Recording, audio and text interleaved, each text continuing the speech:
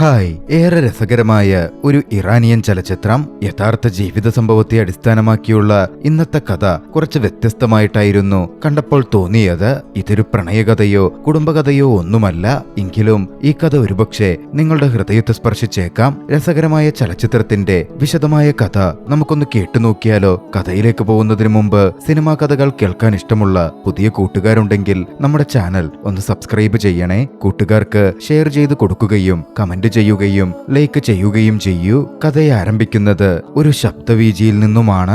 ആ വ്യക്തി പറയുന്നു, ഞാൻ നിങ്ങളോട് പറയാൻ പോകുന്ന കഥ ഒരുപക്ഷെ നിങ്ങൾക്ക് വിശ്വസിക്കാൻ പ്രയാസമായിരിക്കാം. എന്നാൽ അവിശ്വസനീയമായ ഈ കാര്യങ്ങൾ യഥാർത്ഥത്തിൽ എന്റെ ജീവിതത്തിൽ സംഭവിച്ചതാണ്. കഥ അവിടെ നിന്നും ഇറാന്റെ ഉൾഗ്രാമമായ ജൽജോഗിലേക്ക് നീങ്ങുന്നു. വിജനമായ റോഡിലൂടെ ഒരു പിക്കപ്പ് ട്രക്ക് സഞ്ചരിച്ചുകൊണ്ടിരിക്കുകയാണ്. അത് ജൽജോഗ് ഗ്രാമത്തിൽ വന്നു നിന്നു. പിക്കപ്പ് വാനിൽ നിന്ന് മാന്യമായ വസ്ത്രം ധരിച്ച ഒരു വ്യക്തി പുറത്തേക്കിറങ്ങി. അദ്ദേഹത്തിന്റെ വസ്ത്രധാരണം അദ്ദേഹം ഒരു മതപണ്ഡിതനാണെന്ന് വ്യക്തമായി സൂചിപ്പിക്കുന്നുണ്ട്.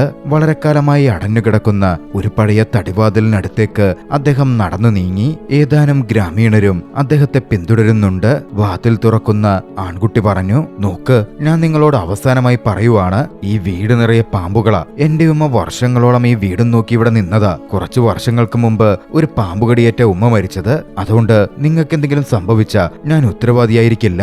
എല്ലാ മാസവും നിങ്ങൾ എനിക്ക് കൃത്യമായി വാടക തരണം. പശ്ചാത്തലത്തിൽ ആ മനുഷ്യൻ മറുപടി നൽകി, ബീബി റൊക്കയ്യ ഈ വീട്ടിലാണ് ജീവിച്ചിരുന്നത് എന്നെനിക്കറിയാം. കുറച്ചു വർഷങ്ങൾക്ക് മുമ്പ് പാമ്പുകടിയേറ്റാണ് അവർ മരിച്ചതും. എന്നിരുന്നാലും എനിക്ക് ഈ വീട്ടിൽ തന്നെ താമസിക്കണം. ചുറ്റുമുള്ള കാഴ്ചകൾ വ്യക്തമായി കാണാൻ കഴിയുന്ന അല്പമുയർന്ന പ്രദേശത്തായിരുന്നു ആ വീട് സ്ഥിതി ചെയ്തിരുന്നത്. നോക്കുന്നിടത്തെല്ലാം പച്ചപ്പും കൃഷിയിടങ്ങളും മാത്രമായിരുന്നു. ഒരു പ്രായമായ ഗ്രാമീണൻ അദ്ദേഹത്തോട് വന്നു പറഞ്ഞു, കണ്ണെത്താ ദൂരത്തോളമുള്ള ഈ ഭൂമിയെല്ലാം കൂഹ്പായ എന്ന പേരുള്ള ഒരു കുടുംബത്തിന്റേതാ. കാഴ്ചയുടെ അതിരുകൾക്കപ്പുറവും അവരുടെ ഭൂമി ഇങ്ങനെ വ്യാപിച്ചു കിടക്കുന്നുണ്ട്. ഇത് കേട്ട ആ മനുഷ്യൻ പ്രകൃതിയോട് ചേർന്ന് നിൽക്കുന്ന ഗ്രാമത്തിലെ പാടങ്ങളിലൂടെ നടന്നു. പശ്ചാത്തലത്തിൽ അദ്ദേഹം ഇങ്ങനെ വിവരിച്ചു, ഈ ഗ്രാമത്തിലെ എന്റെ കഥയാരംഭിക്കുന്നത് ഒരു ചെറിയ പെൺകുട്ടിയിലും മുടന്തൻ കുതിരയിലുമാണ്. ആ മനുഷ്യനെ ഇതുവരെ പരിചയപ്പെടുത്തിയിട്ടില്ല. എന്നാൽ അദ്ദേഹം ആരാണെന്ന് വൈകാതെ തന്നെ നമുക്ക് മനസ്സിലാകും. ഗ്രാമത്തിലെ ഏക പള്ളിയിലെ ഇമാമാകാൻ വേണ്ടിയാണ് അദ്ദേഹം നഗരത്തിൽ നിന്ന് വന്നിരിക്കുന്നത്. ഗ്രാമീണർക്കും അതറിയാം. അതുകൊണ്ട് എല്ലാവരും അദ്ദേഹത്തെ ഷെയ്ഖ് എന്നായിരുന്നു വിളിക്കുന്നത്. കഥ അവിടെ നിന്നും ഒരു മനുഷ്യൻ മുടന്തൻ കുതിരയെ വെടിവെച്ചു കൊല്ലാൻ ശ്രമിക്കുന്നിടത്തേക്ക് നീങ്ങുന്നു. മാലേക്ക് എന്നായിരുന്നു കൊല്ലാൻ നിൽക്കുന്ന ആ മനുഷ്യന്റെ പേര്. ഷെയ്ഖ് അവിടെ എത്തിച്ചോദിച്ചു, ഈ പാവം മൃഗത്തെ നിങ്ങൾ എന്തിനാ കൊല്ലാൻ ഭാവിക്കുന്നേ? മാലേക്ക് പറഞ്ഞു, ഈ കുതിരയുടെ കാലൊടിഞ്ഞതാ. ഇതിനെ കൊണ്ട് ഇനി ഒരു ഉപകാരവുമില്ല. ഇതിനി ജോലി ചെയ്യാനാവില്ല. അതുകൊണ്ട് ഞാൻ ഇതിനെ അങ്ങ് കൊന്നേക്കാൻ പോകുക. ഗ്രാമീണർക്കിടയിൽ നിന്ന് ഒരു ചെറിയ പെൺകുട്ടി അത് നോക്കി നിൽക്കുന്നുണ്ടായിരുന്നു. ഷെയ്ഖ് കുതിരയുടെ അരികിലേക്ക് ചെന്ന് അതിനെ ശ്രദ്ധയോടെ പരിശോധിച്ചു. തുടർന്ന് അദ്ദേഹം മാലേക്കിനോട് ചോദിച്ചു, ഈ കുതിര നിങ്ങളുടേതാണോ? മാലേക്ക് പറഞ്ഞു, അതെ. ഷെയ്ഖ് പറഞ്ഞു, എങ്കിൽ നിങ്ങളുടെ ഈ കുതിരയെ എനിക്ക് വാങ്ങണം. അത് കേട്ടതും മാലേക്കും ഗ്രാമീണരും ചിരിക്കാൻ തുടങ്ങി. മാലേക്ക് ചോദിച്ചു, ഈ മുടന്തൻ കുതിരയെ വെച്ച് നിങ്ങൾ എന്ത് ചെയ്യാനാ? അത് നിങ്ങളുടെ വിഷയമല്ലല്ലോ. നിങ്ങൾക്ക് എത്ര പണം വേണമെന്ന് മാത്രം പറയൂ. നിങ്ങൾ എനിക്ക് പണമൊന്നും തരണ്ട. വേണമെങ്കിൽ അതിനെ കൊണ്ടുവെക്കോ. ഷെയ്ഖ് പക്ഷേ നിർബന്ധം പിടിച്ചു. അത് ശരിയാവില്ല. അദ്ദേഹം തന്റെ പോക്കറ്റിൽ നിന്ന് കുറച്ച് പണം എടുത്തു കൊടുത്തു പറഞ്ഞു, ഇതിൽ നിന്ന് നിങ്ങൾക്ക് ആവശ്യമുള്ളത്ര എടുത്തോളൂ. അത് കണ്ടുകൊണ്ടിരുന്ന ആ ചെറിയ പെൺകുട്ടിയുടെ മുഖത്ത് ഒരു പുഞ്ചിരി വിരിഞ്ഞു. തുടർന്ന് ആ ചെറിയ പെൺകുട്ടി ഗ്രാമീണ വഴിയിലൂടെ സന്തോഷത്തോടെ മുന്നോട്ടോടി. നർഗീസ് എന്നായിരുന്നു ആ കൊച്ചു പെൺകുട്ടിയുടെ പേര്. ഈ കഥയിലെ പ്രധാന കഥാപാത്രങ്ങളിൽ ഒരാളാണ് നർഗീസ്. കുറച്ച് സ്ത്രീകൾ പാടത്ത് ജോലി ചെയ്യുന്നുണ്ടായിരുന്നു. അവരുടെ കൂട്ടത്തിൽ നർഗീസിന്റെ അമ്മയുമുണ്ട്. നർഗീസ് അമ്മയെ വിളിച്ചു പറഞ്ഞു, അമ്മേ, മാലേക്കങ്കിൾ നമ്മുടെ കുതിരയെ കൊല്ലാൻ പോയതായിരുന്നു. പക്ഷേ ഷെയ്ഖ് അതിനെ രക്ഷിച്ചു. നർഗീസിന്റെ അമ്മ ചോദിച്ചു, ആരാ ഈ ഷെയ്ഖ്? നർഗീസ് മറുപടി നൽകി, ബിബിയുടെ വീട്ടിലെ പുതിയ വാടകക്കാരൻ. അവളുടെ അമ്മ വീണ്ടും തിരക്കി, അദ്ദേഹം എങ്ങനെയാ കുതിരയെ രക്ഷിച്ച്? അദ്ദേഹം ആ കുതിരയെ വിലയ്ക്ക് വാങ്ങി. അങ്ങനെയെങ്കിൽ ആ ഷെയ്ഖ് ഒരു ഭ്രാന്തൻ തന്നെ. ഒരു മുടന്തൻ കുതിരയെ കൊണ്ട് അദ്ദേഹം എന്ത് ചെയ്യാനാ? അയാള് തന്റെ പണമൊക്കെ വെറുതെ കളഞ്ഞു. തൊട്ടടുത്ത ദിവസം രാവിലെ നഗരത്തിൽ നിന്നൊരു കാർ വന്നു. ഷെയ്ഖ് റോഡരികിൽ കാത്തു നിൽക്കുകയായിരുന്നു. ഒരു മൃഗഡോക്ടർ കാറിൽ നിന്നിറങ്ങി. ആ കൊച്ചു പെൺകുട്ടി നർഗീസും അവിടെ ഉണ്ടായിരുന്നു. കുതിരയുടെ അവസ്ഥ വളരെ മോശമായിരുന്നു. ഡോക്ടർ കുതിരയെ സൂക്ഷ്മമായി പരിശോധിച്ചു.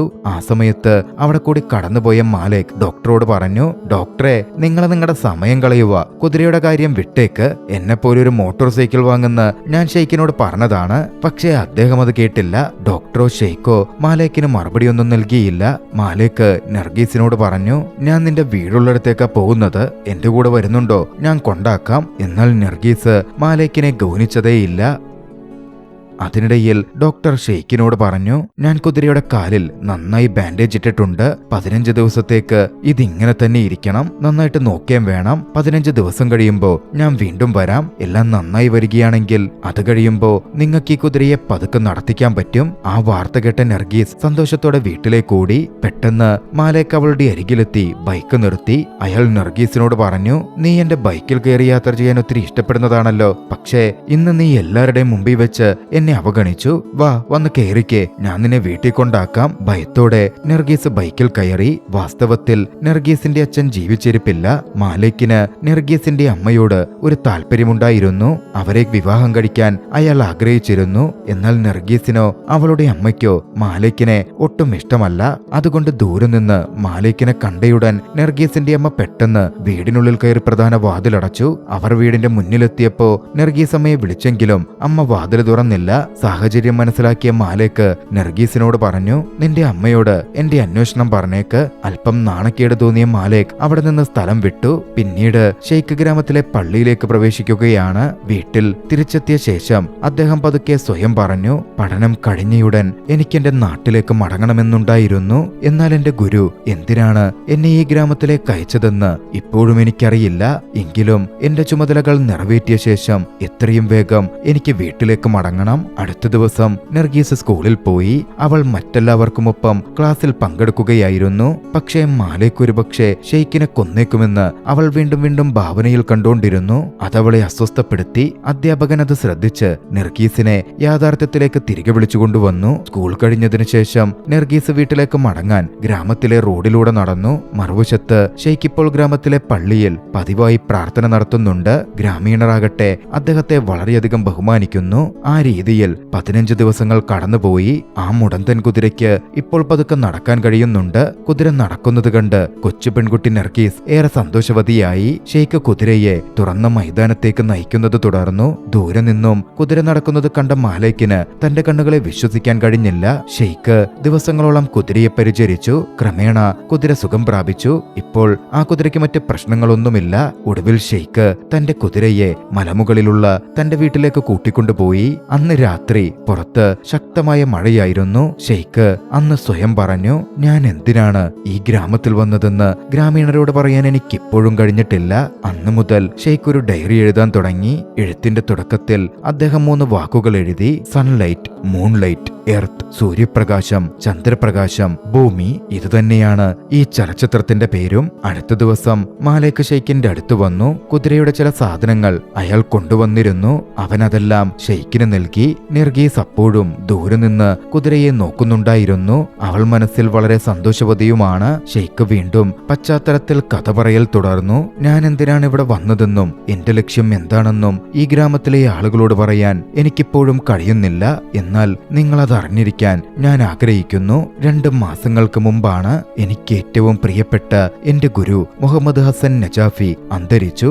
അദ്ദേഹത്തിന് എന്നെ അത്രമേൽ ഇഷ്ടമായിരുന്നു. മരണത്തിനു മുമ്പ് അദ്ദേഹം തന്റെ സ്വത്തുക്കളെല്ലാം എന്റെ പേരിലേക്ക് മാറ്റി. കൂടാതെ ഞാൻ ഒരു തവണയെങ്കിലും ഈ ഗ്രാമത്തിൽ വരണം എന്ന് അദ്ദേഹം ആഗ്രഹിച്ചു. എന്റെ ഗുരു ഈ ഗ്രാമത്തിലെ കോക്പായെ കുടുംബത്തിലെ അവസാനത്തെ അവകാശിയായിരുന്നു. കഴിഞ്ഞ 50 വർഷമായി അദ്ദേഹം ഈ ഗ്രാമത്തിൽ വന്നിട്ടില്ല. ഈ ഗ്രാമത്തിൽ വന്നതിന് ശേഷമാണ് ഞാൻ എത്ര വലിയ സ്വത്തിന്റെ ഉടമയായി മാറിയിട്ടുണ്ട് എന്നെനിക്ക് മനസ്സിലായത്. ഇപ്പോൾ ഇവിടുത്തെ ഭൂമിയുടെ 90% എന്റേതാണ്. ഈ ഗ്രാമത്തിലെ ഏതാനും പ്ലോട്ടുകൾ ഒഴികെ ബാക്കി മുഴുവനും. എങ്കിലും ഗ്രാമീണരോട് അത് പറയാൻ എനിക്കിപ്പോഴും കഴിഞ്ഞിട്ടില്ല. അടുത്ത ദിവസം ഗ്രാമത്തിലെ സ്കൂൾ പ്രിൻസിപ്പൽ ഒരു പ്രത്യേക ചടങ്ങിൽ പങ്കെടുക്കാൻ ഷെയ്ഖിനെ ക്ഷണിച്ചു. ഇസ്ലാമിക നിയമപ്രകാരം 2 പെൺകുട്ടികൾ പ്രായപൂർത്തിയായിട്ടുണ്ടെന്നും അതിനാൽ അവർക്കായി ഒരു ചടങ്ങൊരുക്കിയിട്ടുണ്ടെന്നും അദ്ദേഹം വിശദീകരിച്ചു. ഷെയ്ഖ് പറഞ്ഞു, ഞാൻ തീർച്ചയായും പങ്കെടുക്കാം. അടുത്ത ദിവസം ചടങ്ങ് നടന്നു. പെൺകുട്ടികളുടെ കൂടെ അവരുടെ രക്ഷിതാക്കളും ഉണ്ടായിരുന്നു. ഷെയ്ഖ് എല്ലാവരെയും അഭിസംബോധന ചെയ്തുകൊണ്ട് പറഞ്ഞു, ഇന്ന് ഈ 2 മാലാകമാർക്കും അനുഗ്രഹം വന്നെത്തിയ സവിശേഷമായ ദിവസമാണ്. ഇന്നു മുതൽ ദിവസേന 5 നേരത്തെ നമസ്കാരം നിർവഹിക്കാനും പർദ്ദ ധരിക്കാനും നോമ്പനുഷ്ഠിക്കാനും ദൈവത്തിന്റെ എല്ലാ കൽപ്പനകളും വിലക്കുകളും അനുസരിക്കാനും അവർ ബാധ്യസ്ഥരായി മാറും. അതിനാൽ ഇന്ന് ഈ 2 മാലാകമാർക്കായി ഞാനൊരു പ്രത്യേക സമ്മാനം ഒരുക്കിയിട്ടുണ്ട്. ഷെയ്ഖ് അവിടെ നിന്ന് വീട്ടിലേക്ക് മടങ്ങി. മടങ്ങി. എല്ലാവരും അദ്ദേഹത്തിന്റെ വീടിന് പുറത്ത് കാത്തുനിന്നു. ധാരാളം ബലൂണുകളുമായി ഷെയ്ഖ് തന്റെ വാതിലൂടെ പുറത്തേക്ക് വന്നു. ഇത്രയധികം ബലൂണുകൾ കണ്ടപ്പോ കുട്ടികൾ സന്തോഷത്തോടെ ആർപ്പ് വിളിച്ചു. ആ വർണ്ണാഭമായ ബലൂണുകൾക്കിടയിൽ 2 വെള്ള ബലൂണുകളും ഉണ്ടായിരുന്നു. പ്രായപൂർത്തിയായ പെൺകുട്ടികൾ ഷെയ്ഖിനെ നോക്കി നിന്നു. ഷെയ്ഖ് അവർക്കരികിലെത്തി 2 വെള്ള ബലൂണുകൾ നൽകി. ബാക്കി ബലൂണുകൾ മറ്റു കുട്ടികൾക്കുമായി വീതിച്ചു കൊടുത്തു. എന്നാൽ ഷെയ്ഖ് നർഗീസിന്റെ അടുത്തെത്തിയപ്പോ അവൾ ആ വർണ്ണാഭമായ ബലൂൺ വാങ്ങിയില്ല. ദേഷ്യത്തോടെ അവിടെ നിന്ന് നടന്നുപോയി. എന്താ പറ്റിയത് എന്ന് ഷെയ്ഖ് അധ്യാപകനോട് ചോദിച്ചു. അധ്യാപകൻ എനിക്കും മനസ്സിലായില്ല എന്നായിരുന്നു പറഞ്ഞത്. അതിനുശേഷം അല്പം മാറി വിഷമിച്ചിരിക്കുകയായിരുന്ന നർഗീസിന്റെ അടുത്ത് ഷെയ്ഖ് ചെന്നു. ഷെയ്ഖ് അവളെ അഭിവാദ്യം ചെയ്തുകൊണ്ട് ചോദിച്ചു, മോളെ നിനക്കെന്തു പറ്റി? എന്നിൽ നിന്ന് എന്തെങ്കിലും തെറ്റുപറ്റിയോ? നർഗീസ് പറഞ്ഞു, ഇല്ല, പക്ഷെ എനിക്കും ഒരു വെള്ള ബലൂണാ വേണ്ടത്. അപ്പോ ഷെയ്ഖ് വിശദീകരിച്ചു, അത് അവരുടെ ചടങ്ങിനുള്ളതാ. അവര് രണ്ടുപേരും ഇന്ന് പ്രായപൂർത്തിയായില്ലേ, അതിനാൽ അവർക്കിപ്പോ അല്പം വ്യത്യസ്തത തോന്നാൻ വേണ്ടിയാ ആ വെള്ള ബലൂണുകൾ കൊടുത്തത്. അതൊരു പ്രത്യേക സമ്മാനമാണ്. അത് കേട്ട നർഗീസ് പറഞ്ഞു, പക്ഷേ ഞാനും ദിവസവും 5 നേരം നിസ്കരിക്കുന്നുണ്ട്. പുരുഷന്മാരുടെ മുന്നിൽ ഞാൻ മുഖപടം ധരിക്കാറുണ്ട്. ഈ വർഷം ഞാൻ വ്രതാനുഷ്ഠാനവും നടത്തിയിട്ടുണ്ട്. അപ്പോ എനിക്കെന്തുകൊണ്ട് വെള്ള ബലൂൺ ലഭിക്കില്ല? ആ ചോദ്യത്തിന് ഷെയ്ഖിന് മറുപടി ഉണ്ടായിരുന്നില്ല. അതുകൊണ്ട് അദ്ദേഹം വീടിനുള്ളിൽ പോയി ഒരു വെള്ള ബലൂണുമായി തിരിച്ചു വന്നു. അത് നർഗീസിന് സമ്മാനിച്ചു. ഇത്തവണ എല്ലാവരും ഒത്തുചേർന്ന് ആ ബലൂണുകൾ സന്തോഷത്തോടെ ആകാശത്തേക്ക് പറത്തിവിട്ടു. ആ ദിവസത്തിന് അവസാനം ഷെയ്ഖ് എല്ലാ സംഭവങ്ങളും തന്റെ ഡയറിയിൽ കുറിച്ചു വെച്ചു. വീണ്ടും രംഗം മാറുന്നു. പശ്ചാത്തലത്തിൽ ഷെയ്ഖ് പറയുന്നു, ഇങ്ങനെയാണ് ഞാൻ ഈ ഗ്രാമത്തിൽ 41 ദിവസങ്ങൾ ചിലവഴിച്ചത്. ഈ ഭൂമിയെല്ലാം എന്റേതാണെന്ന് ആരോടും പറയാൻ എനിക്കിപ്പോഴും തോന്നുന്നില്ല. ഞാൻ എങ്ങനെ പറയും? അധ്വാനശീലരായ ഈ മനുഷ്യരെ എന്റെ കൺമുന്നിൽ കാണുമ്പോ എനിക്കതിന് സാധിക്കുന്നില്ല. ഈ ഭൂമിയിൽ നിന്ന് വിളവെടുക്കാൻ അവർ കഠിനമായി അധ്വാനിക്കുന്നു. അവർ ഇപ്പോൾ ഈ ഭൂമിയെ അവരുടെ സ്വന്തം ഭൂമിയായിട്ടാണ് കാണുന്നത്. ഷെയ്ഖ് തുടർന്നു, മരുഭൂമി സമാനമായി ഈ ഭൂമിക്ക് ജീവൻ വെപ്പിക്കുന്നത് ഈ മനുഷ്യരാണ്. ആ ഭൂമി അതിന്റെ വിളവുകൾ കൊണ്ട് അവർക്ക് തിരികെയും ജീവൻ നൽകുന്നു. ഈ സമയം അവിടുള്ളൊരു പയ്യൻ കൂഹ്പായെ കുടുംബത്തിന്റെ ഭൂമി മുഴുവൻ ഷെയ്ഖിന് കാണിച്ചു കൊടുക്കുന്നുണ്ടായിരുന്നു. അതിനിടയിൽ നർഗീസും അമ്മയും റോഡരികിലിരിക്കുന്നുണ്ടായിരുന്നു. ഷെയ്ഖ് തന്റെ കുതിരയെയും നയിച്ചുകൊണ്ട് അടുത്തുള്ള റോഡിലൂടെ നടന്നു. നർഗീസ് ഷെയ്ഖിനെ കണ്ടപ്പോ അദ്ദേഹത്തിന്റെ അടുത്തേക്ക് ഓടിച്ചെന്ന് സ്നേഹത്തോടെ അഭിവാദ്യം ചെയ്തു. തുടർന്ന് നർഗീസ് ഷെയ്ഖിനെ തന്റെ അമ്മയ്ക്ക് പരിചയപ്പെടുത്തി കൊടുത്തു. നർഗീസിന്റെ അമ്മ ഷെയ്ഖിനോട് പറഞ്ഞു, നർഗീസ് ദിവസം മുഴുവനും നിങ്ങളെക്കുറിച്ചാ സംസാരിക്കുന്നത്. അവൾ ഓരോ പ്രാർത്ഥനയിലും നിങ്ങൾക്കായി പ്രാർത്ഥിക്കാറുണ്ട്. നിങ്ങൾ അവൾക്കൊരു വെള്ള ബലൂൺ നൽകിയ ദിവസം അവൾ വളരെ സന്തോഷത്തോടെയാ വീട്ടിൽ തിരിച്ചു വന്നത്. അവൾ ഇതിനു മുമ്പ് ഇത്രയും സന്തോഷവതിയായി ഞാൻ കണ്ടിട്ടേയില്ല. അല്പം അകലെ ജോലി ചെയ്യുകയായിരുന്ന മാലേക് ഷെയ്ഖ് നർഗീസിന്റെ അമ്മയോടൊപ്പം നിൽക്കുന്നത് കണ്ടു. ഇത് കണ്ട മാലേക്കിന് വലിയ അസൂയ തോന്നി. മാലേക് ഉടൻ തന്നെ നർഗീസിന്റെ അമ്മയുടെ അമ്മാവനെ കാണാൻ പോയി. നർഗീസിന്റെ അമ്മയെ കൊണ്ട് തന്നെ കല്യാണം കഴിപ്പിക്കാൻ സമ്മതിപ്പിക്കണം എന്ന് പറഞ്ഞ അയാൾ അദ്ദേഹത്തെ പല രീതിയിൽ സമ്മർദ്ദത്തിലാക്കി. നർഗീസിന്റെ അമ്മയുടെ അമ്മാവൻ അവനെ ആശ്വസിപ്പിച്ചുകൊണ്ട് പറഞ്ഞു, ഈ ഗ്രാമത്തിൽ നിന്നേക്കാൾ നല്ലൊരു പയ്യനെ അവൾക്ക് വേറെ എവിടെ കിട്ടാനാ? നീ ക്ഷമയോടെ കാത്തിരിക്ക്, അവൾ നിന്നെ കല്യാണം കഴിക്കാൻ സമ്മതിക്കുമെന്നേ. മറുവശത്ത് ഷെയ്ഖ് തന്റെ ഭൂമികൾ പരിശോധിക്കുന്നതിനായി ദിവസവും കുതിരയുമായി പുറത്തു പോകുന്നത് തുടർന്നു. വീണ്ടും ഷെയ്ഖ് സ്വയം പറഞ്ഞു, പതുക്കെ എന്റെ ഉള്ളിൽ അഭിമാനം വളരുകയാണ്, ഒരു അഹന്ത നിറയുകയാണ്. ഇത്രയും വലിയ സമ്പത്തിന്റെ ഉടമ ഞാനാണെന്ന അഹങ്കാരം എന്നിലേക്ക് കടന്നുകൂടുന്നു. ഈ ഗ്രാമത്തിലേക്കുള്ള ജലവിതരണം പോലും എന്റെ ഭൂമിയെ ആശ്രയിച്ചാണ് നിലനിൽക്കുന്നത്. ഈ ഗ്രാമത്തിലെ മിക്കവാറും ഏവരും തന്നെ എന്റെ ഭൂമിയെ ആശ്രയിക്കുന്നു. തന്റെ ഉള്ളിൽ വളരുന്ന ആ മാനസികാവസ്ഥ ഒട്ടും നല്ലതായി ഷെയ്ഖിന് തോന്നിയില്ല. ഇതിനിടയിൽ മാലേക്ക് ഗ്രാമീണരുടെ ഒരു യോഗം വിളിച്ചു ചേർത്തു. ഷെയ്ഖ് ഈ ഗ്രാമത്തിന് വന്നതിന് പിന്നിൽ എന്തെങ്കിലും ഒരു കാരണമുണ്ടാകും എന്നയാൾ എല്ലാവരോടും പറഞ്ഞു. ഷെയ്ഖ് ദിവസം മുഴുവൻ കൂഹ്പായെ കുടുംബത്തിന്റെ ഭൂമിയിലൂടെ ചുറ്റി നടക്കുകയാണ്. അയാൾ ഇവിടെ ഏതെങ്കിലും നിധി തിരയുന്നതായിരിക്കാം എന്ന് മാലേക്ക് സൂചിപ്പിച്ചു. നമ്മൾ ഇതിനെക്കുറിച്ച് പോലീസിൽ അറിയിക്കണമെന്നും അയാൾ എടുത്തു പറഞ്ഞു. തൊട്ടടുത്ത ദിവസം രാവിലെ ഷെയ്ഖ് തന്റെ കുതിരയുമായി പുറത്തു പോകാൻ ഒരുങ്ങുമ്പോ ഒരു പോലീസ് ഓഫീസർ അദ്ദേഹത്തിന്റെ വാതിലിൽ മുട്ടി. ഓഫീസർ ഷെയ്ഖിനെ അഭിവാദ്യം ചെയ്തു. ഷെയ്ഖ് തിരികെയും അഭിവാദ്യം ചെയ്തു. തുടർന്ന് ഓഫീസർ പറഞ്ഞു, നിങ്ങൾ എന്നോടൊപ്പം പോലീസ് സ്റ്റേഷനിൽ വരണം. ഷെയ്ഖ് ചോദിച്ചു, എന്തെങ്കിലും പ്രശ്നമുണ്ടോ? ഓഫീസർ മറുപടി നൽകി, അത് സ്റ്റേഷനിലെത്തുമ്പോൾ അറിയാം. ഷെയ്ഖ് പുറത്തേക്കിറങ്ങി. അവിടെ ഒരു പോലീസ് വണ്ടി കാത്തു നിൽക്കുന്നുണ്ടായിരുന്നു. ഗ്രാമീണർ വളരെ വിചിത്രമായ രീതിയിലാണ് ഷെയ്ഖിനെ നോക്കിയിരുന്നത്. സംഭവം കാണാൻ നിരവധി ഗ്രാമീണർ തടിച്ചുകൂടിയിരുന്നു. ഷെയ്ഖ് തങ്ങളുടെ ഗ്രാമത്തിൽ ഒളിഞ്ഞിരിക്കുന്ന നിധി തിരയാനാണ് വന്നതെന്നും അതുകൊണ്ടാണ് പോലീസ് അദ്ദേഹത്തെ കൊണ്ടുപോകുന്നതെന്നും കുട്ടികൾ പരസ്പരം പരസ്പരം മന്ത്രിക്കുന്നുണ്ടായിരുന്നു. ഷെയ്ഖിനെ കാറിൽ കയറ്റി പോലീസ് സ്റ്റേഷനിലേക്ക് കൊണ്ടുപോയി. മാലേക്കാകട്ടെ ദൂരെ നിന്നും ഇതൊക്കെ നോക്കിക്കാണുന്നുണ്ടായിരുന്നു. അതിനിടയിൽ ഷെയ്ഖിന്റെ വീടിന്റെ വാതിൽ തുറന്നു കിടന്നു. കുതിര പുറത്തേക്കിറങ്ങി ലക്ഷ്യമില്ലാതെ നടക്കാൻ തുടങ്ങി. കഥയവിടെ നിന്നും പോലീസ് സ്റ്റേഷനിലേക്ക് മാറുന്നു. പോലീസ് ഓഫീസർ ഷെയ്ഖിന്റെ തിരിച്ചറിയൽ രേഖകളും മറ്റു കാര്യങ്ങളും പരിശോധിച്ചു. ഒടുവിൽ സത്യങ്ങൾ മനസ്സിലാക്കി അദ്ദേഹത്തെ ബഹുമാനത്തോടെ വിട്ടയച്ചു. വൈകുന്നേരത്തോടെ ഷെയ്ഖ് ഗ്രാമത്തിൽ തിരിച്ചെത്തി. അദ്ദേഹത്തെ കണ്ടപ്പോ ഗ്രാമീണർക്ക് അത്ഭുതം തോന്നി. എന്നാൽ ഷെയ്ഖ് തന്റെ വീട്ടിൽ പ്രവേശിക്കാൻ പോയപ്പോ തന്റെ കുതിരയെ കാണാനില്ല എന്ന കാര്യം അദ്ദേഹം ശ്രദ്ധിച്ചു. അദ്ദേഹം കുതിരയെ തിരയാൻ ഇറങ്ങിപ്പുറപ്പെട്ടു. എല്ലായിടത്തും തിരഞ്ഞെങ്കിലും കുതിരയെ എങ്ങും കണ്ടെത്താനായില്ല. പകൽ മാറി രാത്രിയായി. ഷെയ്ഖ് നിരാശയോടെ വീട്ടിൽ തിരിച്ചെത്തി. അന്നത്തെ സംഭവങ്ങൾ അദ്ദേഹത്തിന്റെ മനസ്സിൽ വലിയ ഭാരം തീർത്തു. അദ്ദേഹം ചന്ദ്രപ്രകാശത്തിൽ ജനലിനരികിൽ ശാന്തമായിട്ടിരുന്നു. അദ്ദേഹത്തിനേറെ സങ്കടം തോന്നുന്നുണ്ടായിരുന്നു. അടുത്ത ദിവസം ഷെയ്ഖ് തന്റെ വീട്ടിലേക്ക് മടങ്ങുമ്പോ നർഗീസ് അദ്ദേഹത്തിന്റെ പേര് വിളിച്ച് ഓടി അദ്ദേഹത്തിന്റെ പിന്നാലെ എത്തി. ഷെയ്ഖ് തിരിഞ്ഞു നിന്ന് അവളുടെ അടുത്തേക്ക് ചെന്നു. ആ കൊച്ചു പെൺകുട്ടി കിതച്ചുകൊണ്ട് ഷെയ്ഖിനോട് പറഞ്ഞു, നിങ്ങളുടെ കുതിര ഇന്നലെ രാത്രി ഞങ്ങളുടെ വീട്ടിൽ വന്നിരുന്നു. എന്റെ അമ്മ അതിനെ പരിചരിക്കുകയും ആ വിവരം താങ്കളോട് പറയാൻ എന്റെ അടുക്കൽ ഏൽപ്പിക്കുകയും ചെയ്തേക്കുക. അത് കേട്ടതും ഷെയ്ഖിന് വല്ലാത്തൊരു ആശ്വാസം തോന്നി. ഷെയ്ഖ് പറഞ്ഞു, നീ എന്നിലേക്ക് എത്തിച്ചത് വളരെ നല്ലൊരു വാർത്തയാണ്. മോളൊരു കാര്യം ഓർക്കണം, എപ്പോഴും ഒരു വ്യക്തിയെ കാണുമ്പോ അയാളുടെ അടുക്കലേക്ക് ചെല്ലുന്ന വ്യക്തി അദ്ദേഹത്തെ അഭിവാദ്യം ചെയ്യണം, എന്നിട്ടേ സംസാരിക്കാൻ പാടുള്ളൂ. എന്നെ കണ്ടപ്പോ നീ ആദ്യം അഭിവാദ്യം ചെയ്യണമായിരുന്നു. ആ കൊച്ചു പെൺകുട്ടി നർഗീസ് അദ്ദേഹത്തെ ഇസ്ലാമിക അഭിവാദ്യം ചെയ്തു. അദ്ദേഹം അതിനെ തിരിച്ചും അഭിവാദ്യം ചെയ്തു. ശേഷം അവരിരുവരും ഒന്നിച്ച് നർഗീസിന്റെ വീട്ടിലേക്ക് നടക്കാൻ തുടങ്ങി. നർഗീസിന്റെ അമ്മ ദൂരെ നിന്നും അവർ വരുന്നത് കണ്ടു. കുതിരയുമായി അവർ നേരെ പുറത്തേക്ക് വന്നു. ഷെയ്ഖിനോട് ആ സ്ത്രീ സംസാരിച്ചു. ഈ കുതിര എന്റെ ഭർത്താവിന്റേതായിരുന്നു. അദ്ദേഹം 2 വർഷം മുമ്പ് മരണപ്പെട്ടു. പാമ്പുകടിയേറ്റ് അദ്ദേഹം മരിച്ചതെന്ന ഗ്രാമീണർ പറയുന്നത്. പക്ഷെ അദ്ദേഹത്തിന്റെ ശരീരത്തിൽ പാമ്പുകടിയേറ്റ പാടുകളൊന്നുമില്ലായിരുന്നു. അദ്ദേഹം വളരെ നല്ലൊരു മനുഷ്യനുമായിരുന്നു. ഈ കുതിരയെ അദ്ദേഹം ജീവനു തുല്യം സ്നേഹിച്ചിരുന്നു. ഷെയ്ഖ് മറുപടി പറഞ്ഞു, ദൈവം നിങ്ങളുടെ ഭർത്താവിന് സ്വർഗം നൽകട്ടെ. അതിനുശേഷം ഷെയ്ഖ് നർഗീസിന്റെ അമ്മയോട് യാത്ര പറഞ്ഞ് അവിടെ നിന്നിറങ്ങി. അന്ന് രാത്രി ഷെയ്ഖ് തന്റെ ഡയറി എഴുതാനിരുന്നു. അദ്ദേഹം എഴുതി, ഗ്രാമീണർക്ക് ഇപ്പോൾ എന്നോട് സംസാരിക്കാൻ എന്തോ നാണക്കേട് തോന്നുന്നുണ്ട്. അവർ എന്നോടെന്തോ തെറ്റു ചെയ്തു എന്നാണ് അവർ കരുതുന്നത്. പക്ഷേ എനിക്ക് അവരോട് ഒരു ദേഷ്യവുമില്ല. അടുത്ത ദിവസം ഒരു വീടിന് മുന്നിൽ വലിയൊരു ജനക്കൂട്ടം തടിച്ചുകൂടിയിരുന്നു. ആ വീട്ടിലെ ആരോ മരണപ്പെട്ടിരിക്കുന്നു. തങ്ങൾ ഷെയ്ഖിനോട് ഒരു തെറ്റ് ചെയ്തതാണല്ലോ. അദ്ദേഹത്തെ സംശയിച്ച് പോലീസിനെ കൊണ്ട് പിടിപ്പിച്ചു. പ്രാർത്ഥനക്കും മറ്റുമായി എങ്ങനെ ഷെയ്ഖിനെ സമീപിക്കും? ഗ്രാമീണർ പരസ്പരം മന്ത്രിച്ച് മടിയോടെ നിന്നു.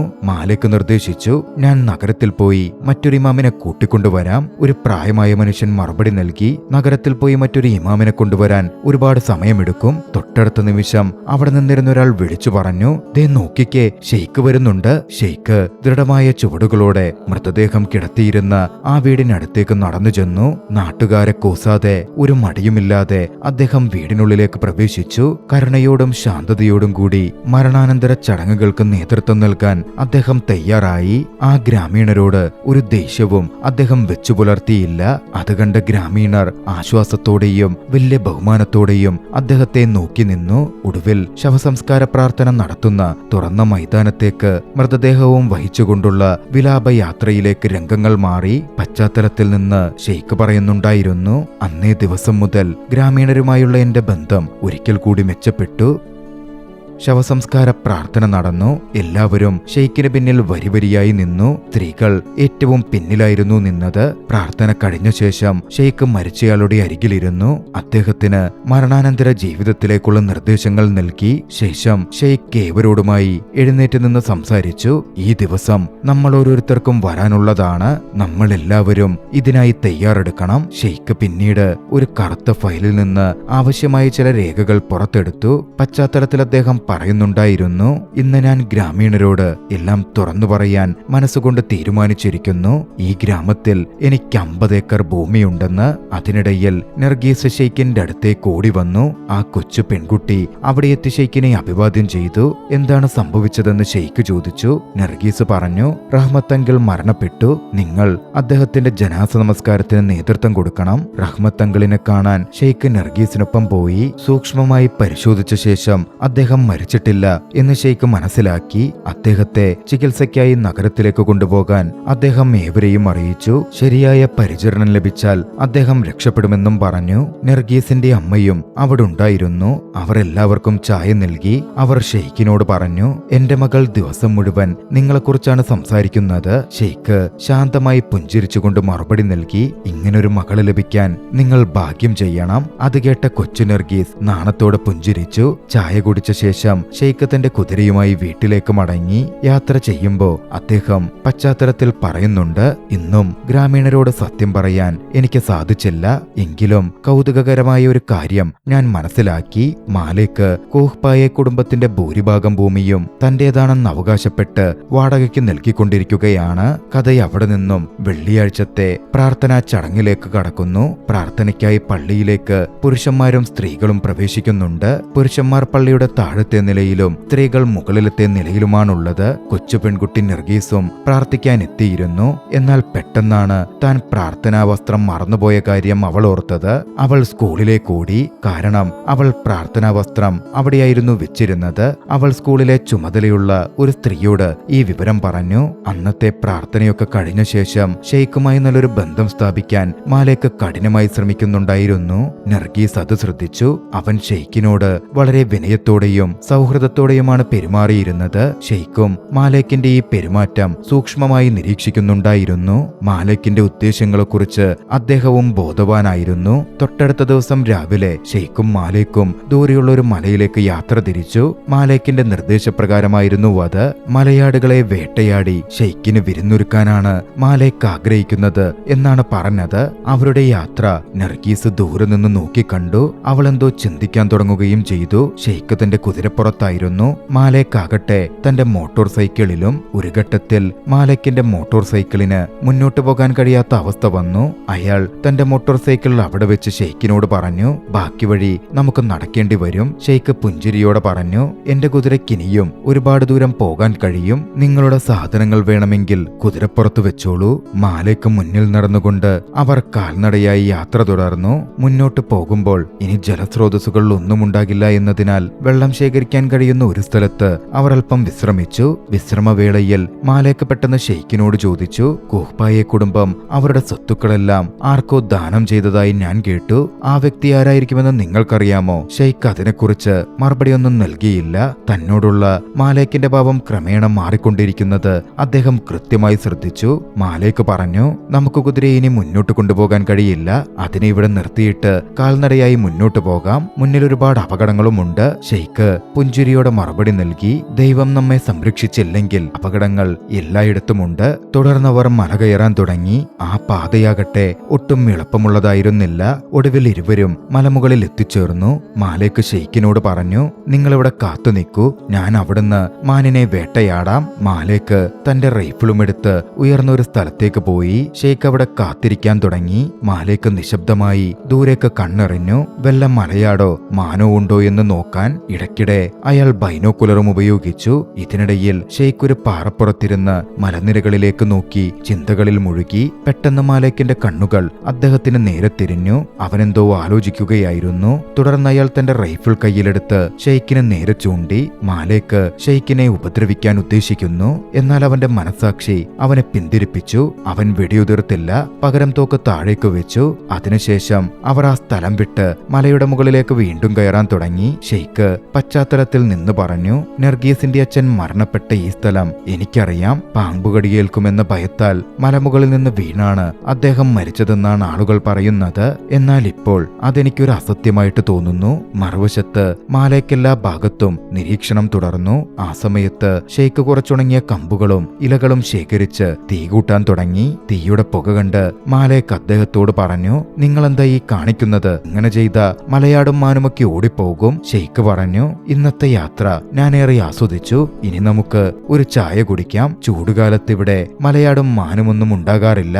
അതെനിക്ക് നേരത്തെ തന്നെ അറിയാം. ഷെയ്ഖിന്റെ വാക്കുകളുടെ അർത്ഥം മാലിക്കിന് മനസ്സിലായി. യഥാർത്ഥത്തിൽ മാലിക്കിന് മറ്റൊരു ഉദ്ദേശമുണ്ടെന്ന് ഷെയ്ഖ് മുൻകൂട്ടി മനസ്സിലാക്കിയിരുന്നു. പിന്നാലെ അവരിരുവരും പരസ്പരം സംസാരിക്കാതെ മുഖാമുഖം ഇരുന്നു. പശ്ചാത്തലത്തിൽ നിന്ന് ഷെയ്ഖ് നമ്മോട് സംസാരിച്ചു. അന്ന് മാലിക്കിന് അദ്ദേഹത്തോടുണ്ടായിരുന്ന ആ ദേഷ്യവും ക്രൂരതയുമൊന്നും ഭൂമി കൈക്കലാക്കാൻ വേണ്ടിയുള്ളതായിരുന്നില്ല.